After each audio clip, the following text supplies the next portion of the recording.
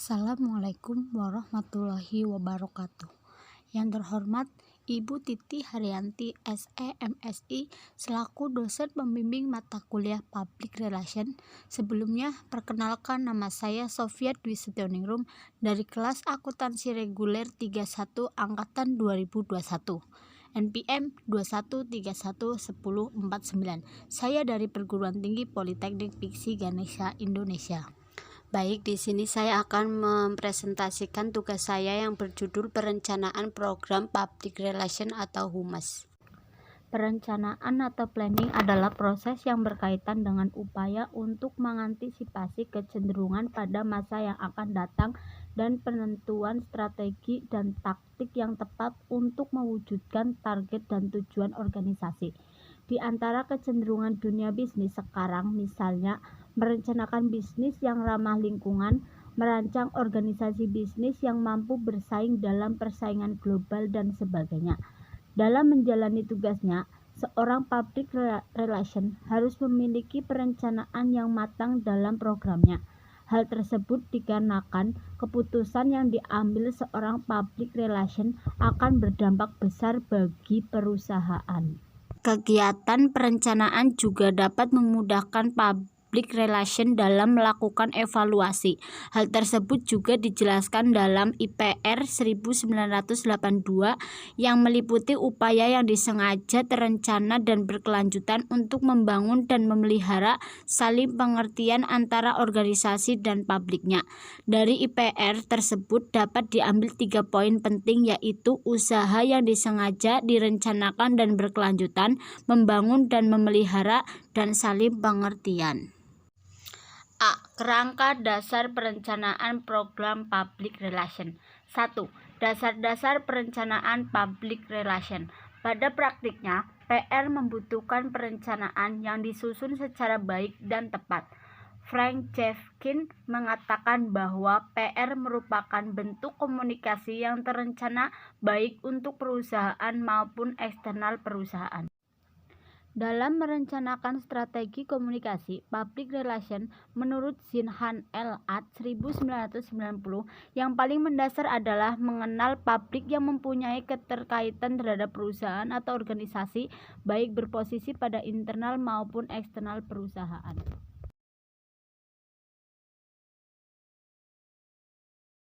2. Dasar-dasar perencanaan program public relation atau humas. Suatu program merupakan usaha kompleks yang mencakup strategi untuk aktivitas public relation. Dalam strategi terdapat taktik berupa aktivitas individu dan kegiatan yang dijadikan target kegiatan. Dalam merencanakan program, PR harus mengutamakan prioritas utama, misalnya anggaran yang harus direncanakan dengan pihak manajemen perusahaan. Untuk itu, praktik public relation harus memberikan anggaran terperinci dalam programnya untuk menjelaskan kepada klien keuntungan yang akan didapatkan. Pengontrolan program dilakukan dengan menggunakan sistem harian atau mingguan. Ada 2 contoh pengendalian, yaitu timeset dan job number. Timeset yaitu pengontrolan dengan menggunakan cek sederhana pada beberapa waktu mengenai sumber daya manusia yang dibelanjakan.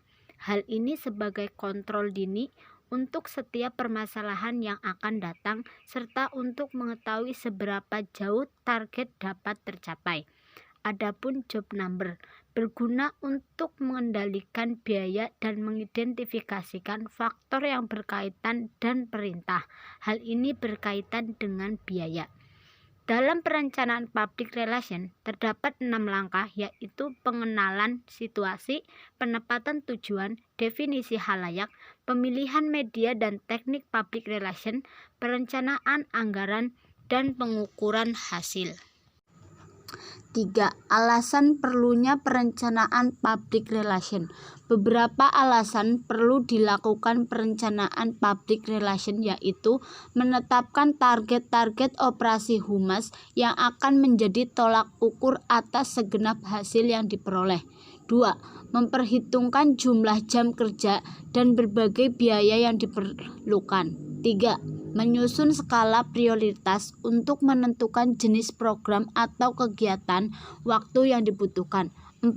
Menentukan kesiapan atau kelayakan pelaksanaan berbagai upaya dalam rangka mencapai tujuan tertentu sesuai dengan jumlah dan kualitas SDM yang dimiliki, dukungan dari berbagai peralatan fisik dan anggaran dana yang tersedia.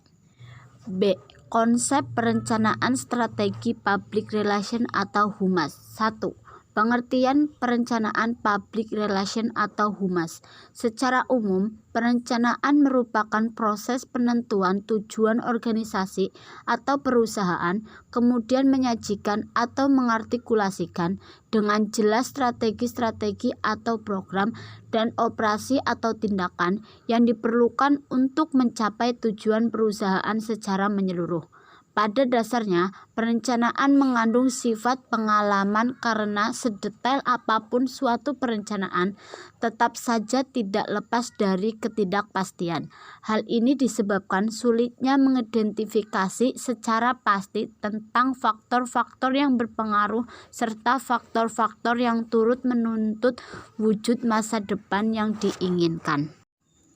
Ketika kita menggunakan premis-premis ataupun suatu asumsi untuk mendapatkan suatu kesimpulan, resiko ketidakpastian perencanaan bisa diperkecil. Sekalipun demikian, tetapi sangat sulit bahkan mustahil untuk menghilangkan faktor ketidakpastian atau ketidaktepatan dalam sebuah perencanaan. 2. Teknik peranakan sebagai instrumen perencanaan. Sondang P. Siagian menjabarkan 6 teknik peramalan sebagai instrumen perencanaan. Peramalan sebagai instrumen perencanaan merupakan usaha untuk meminimalisasi ketidakpastian. Keenam teknik tersebut adalah sebagai berikut. A. Ekstrapolasi. Ekstrapolasi merupakan teknik peramalan dengan memproyeksikan kecenderungan masa lalu ke masa depan. Artinya, tingkat dan jenis perubahan yang terjadi pada masa lalu digunakan sebagai bahan untuk meramalkan perubahan yang terjadi pada masa yang akan datang. B. Indeksasi. Indeksasi sebagai instrumen peramalan adalah metode memperkirakan kebutuhan ketenagakerjaan pada masa depan dengan menyesuaikan dengan suatu indeks tertentu. Ekstrapolasi dan indeksasi hanya bermanfaat sebagai instrumen peramalan jangka pendek. C. Analisis statistikal. Analisis statistikal sangat bermanfaat karena digunakan dengan memperhitungkan perubahan yang mungkin terjadi sebagai penyebab bergesernya tuntutan terhadap kebutuhan sumber daya manusia. Analisis ini dilakukan untuk kepentingan perencanaan jangka panjang. D. Analisis anggaran. Salah satu praktik manajerial dalam semua jenis organisasi adalah keharusan bagi pemimpin berbagai satuan kerja untuk menyusun rancangan anggaran bagi satuan kerja yang dipimpinnya. E. Analisis kegiatan atau usaha baru. Penggunaan instrumen ini berarti perencanaan memperhitungkan perkiraan perusahaan yang bersangkutan dengan situasi yang dihadapi oleh perusahaan lain yang sudah berpengalaman dalam melaksanakan kegiatan sejenisnya. F. Penciptaan modal dengan bantuan komputer.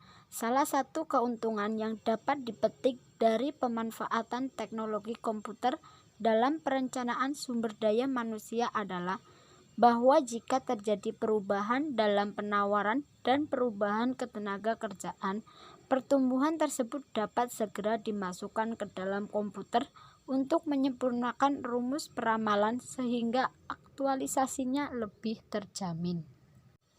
Dari pembahasan tersebut, jelas bahwa 3 peramalan kebutuhan sumber daya manusia dapat dilakukan dengan berbagai teknik dan cara, mulai dari yang paling sederhana dan informasi hingga pendekatan yang sangat rumit dan canggih.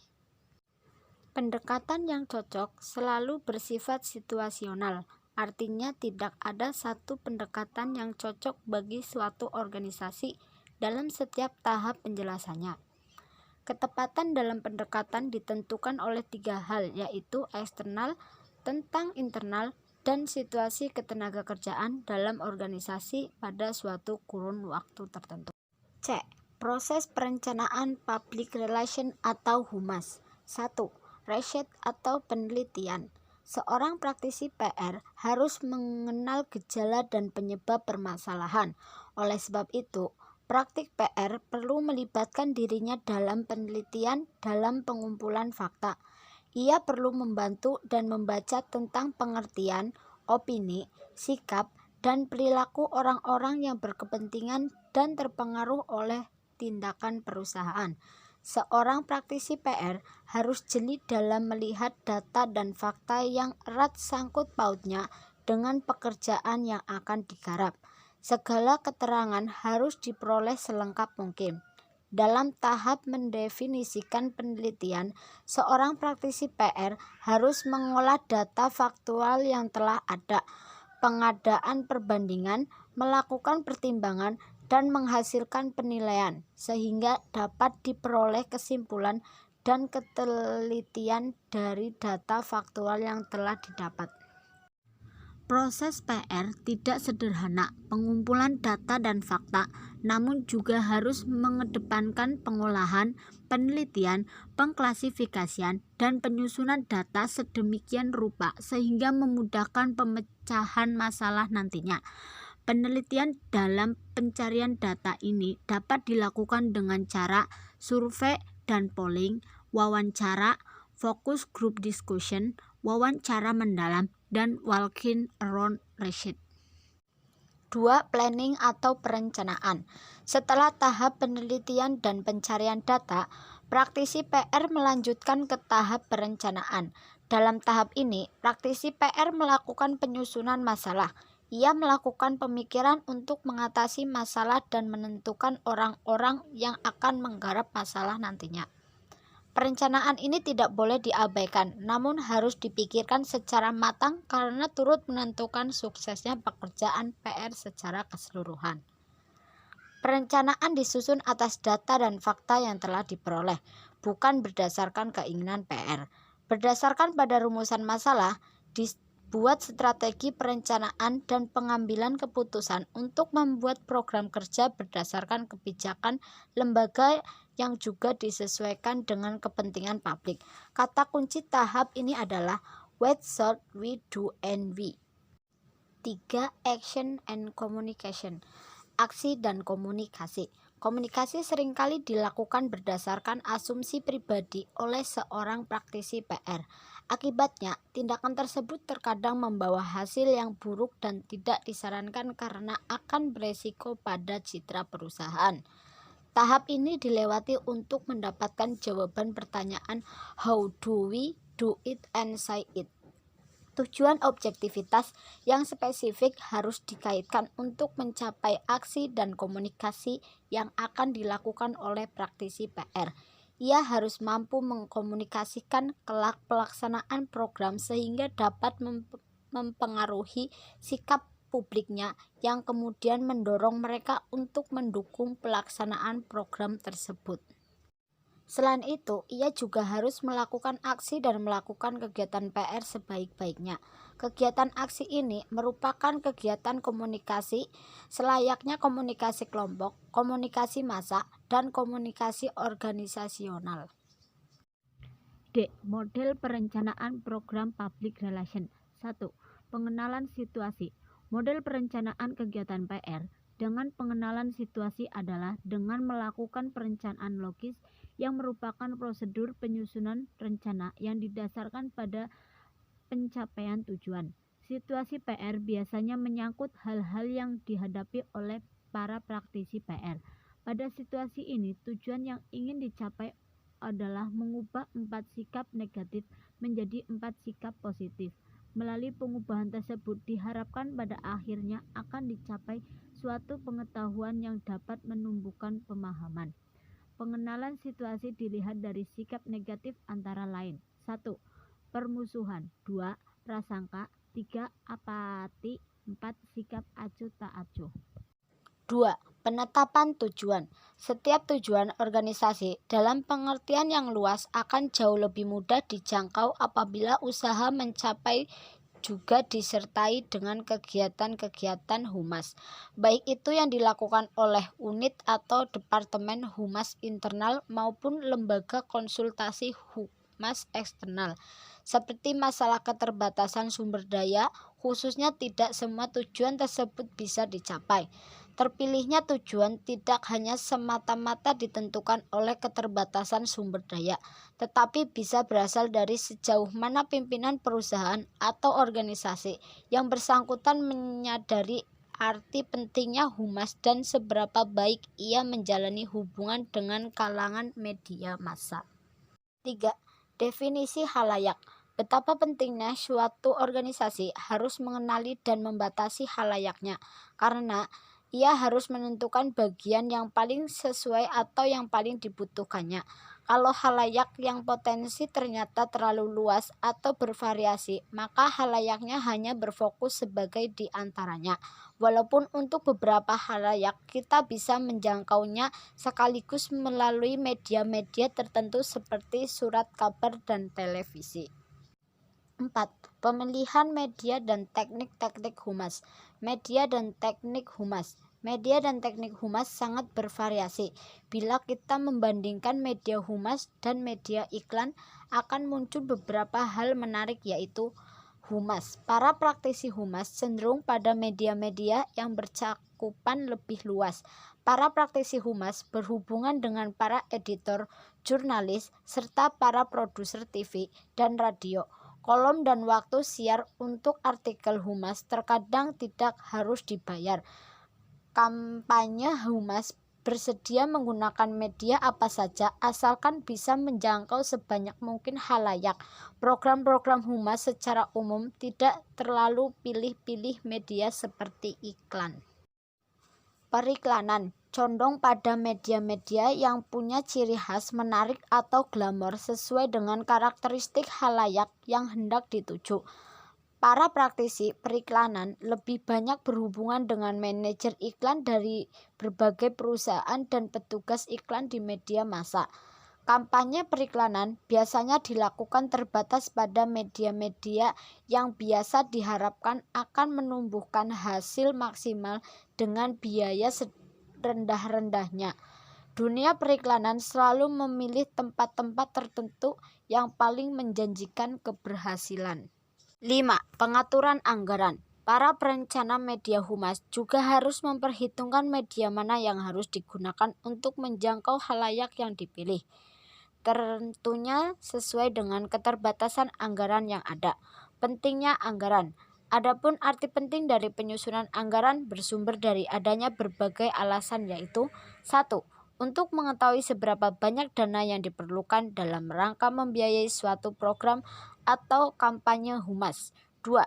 Anggaran memaksakan disiplin pengeluaran dana sehingga mencegah terjadinya pemborosan atau pengeluaran yang berlebihan dan tidak perlu. Sehingga segala sesuatu yang berkaitan dengan soal pengeluaran atau pembiayaan akan berjalan tepat sesuai dengan rencana yang telah ditetapkan. 3. Unsur-unsur anggaran humas. Pada umumnya, suatu anggaran humas memiliki unsur-unsur atau pos pengeluaran pokok sebagai berikut. 1. Tenaga kerja. 2. Biaya tetap. 3. Materi atau peralatan. 4. Kas kecil. 6. Pengukuran hasil kegiatan humas. Ada 3 hal terpenting berkenaan dengan pengukuran hasil ini. Teknik-teknik yang digunakan untuk mengenali situasi seringkali juga dimanfaatkan guna mengevaluasi berbagai hasil yang telah dicapai dari segenap kegiatan-kegiatan humas yang telah dilaksanakan. Metode pengumpulan pendapatan atau uji sikap merupakan 2 metode yang paling lazim digunakan.